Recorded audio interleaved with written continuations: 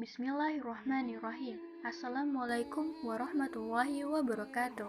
Jika saat ini kita sibuk mengumpulkan harta, jika saat ini pikiran kita disibukkan dengan memperbanyak keuntungan dari perniagaan, dan jika saat ini waktu kita dihabiskan untuk dunia tanpa memperbanyak kebaikan untuk bekal di akhirat, mungkin kita belum mengenal dan mengetahui kisah salah satu sahabat yang berupaya keras agar dirinya jatuh miskin sehingga ia tidak memiliki harta sepeser pun.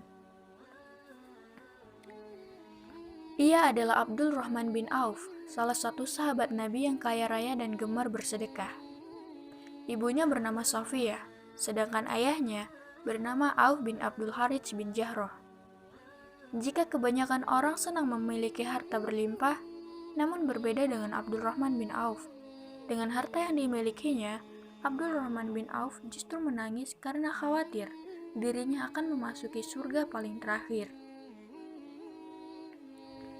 Suatu ketika, Rasulullah Shallallahu Alaihi Wasallam berkata, Abdul Rahman bin Auf akan masuk surga paling terakhir karena terlalu kaya, sehingga dihisapnya paling lama.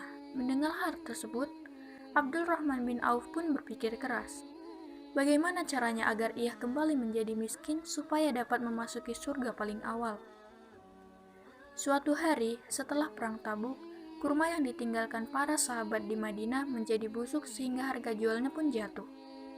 Mendengar hal tersebut, Abdul Rahman bin Auf langsung menjual semua harta yang ia punya untuk membeli semua kurma busuk milik para sahabatnya dengan harga standar kurma yang belum busuk. Semua sahabat bersyukur karena kurma yang mereka khawatirkan tidak akan laku tiba-tiba diborong semuanya oleh Abdul Rahman bin Auf. Para sahabat gembira karena kurma mereka bisa dijual. Begitupun Abdul Rahman bin Auf yang teramat senang, dan ia berharap akan jatuh miskin. Namun, tiba-tiba ada seorang yang datang dan mengaku berasal dari utusan Yaman.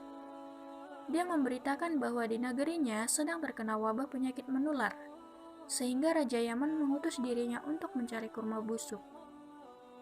Menurutnya, kurma busuk adalah salah satu obat yang bisa menyembuhkan dari penyakit menular itu. Akhirnya, utusan Raja Yaman tersebut memborong semua kurma milik Abdul Rahman bin Auf dengan harga 10 kali lipat dari harga kurma biasa. Masya Allah, Allahu Akbar. Di saat Abdul Rahman bin Auf merelakan semua hartanya agar ia jatuh miskin, di saat itu pula Allah memberikan kelimpahan harta berkali-kali lipat untuknya. Suatu hari, Abdul Rahman bin Auf diberi makanan padahal ia sedang berpuasa.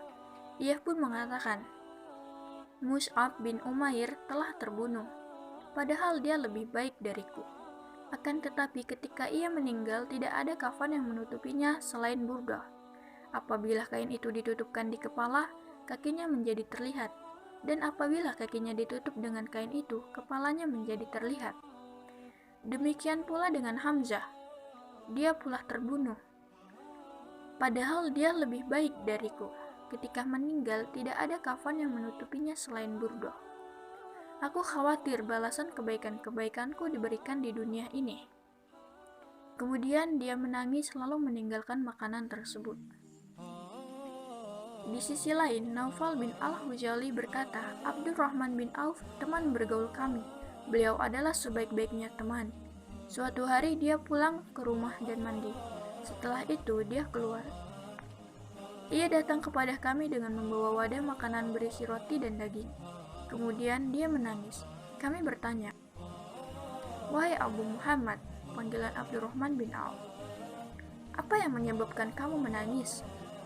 Ia pun menjawab, dahulu Rasulullah Shallallahu Alaihi Wasallam meninggal dunia dalam keadaan beliau dan keluarganya belum kenyang dengan roti syair. Aku tidak melihat kebaikan kita di akhirnya. Pada zaman Nabi Shallallahu Alaihi Wasallam, Abdul Rahman bin Auf pernah menyedekahkan separuh hartanya. Setelah itu, ia bersedekah lagi sebanyak 40.000 dinar. Kebanyakan harta bendanya ia peroleh dari hasil perdagangan. Abdul Rahman bin Auf meninggal di usia 72 tahun dan dikubur di pemakaman Baqi. Saat itu Utsman bin Affan ikut menyalatkannya. Itu tadi kisah tentang sahabat Rasul yang selalu gagal menjadi miskin. Begitu banyak hikmah yang bisa kita petik dari kisah Abdurrahman bin Auf yang berusaha ingin jatuh miskin karena takut kepada Robnya. Sedangkan kita adalah sebaliknya, berusaha sekuat tenaga untuk menjadi seseorang yang berlimpah harta. Semoga Allah membimbing kita untuk bisa meneladani Abdurrahman bin Auf, seseorang saudagar yang dermawan. Sampai di sini dulu.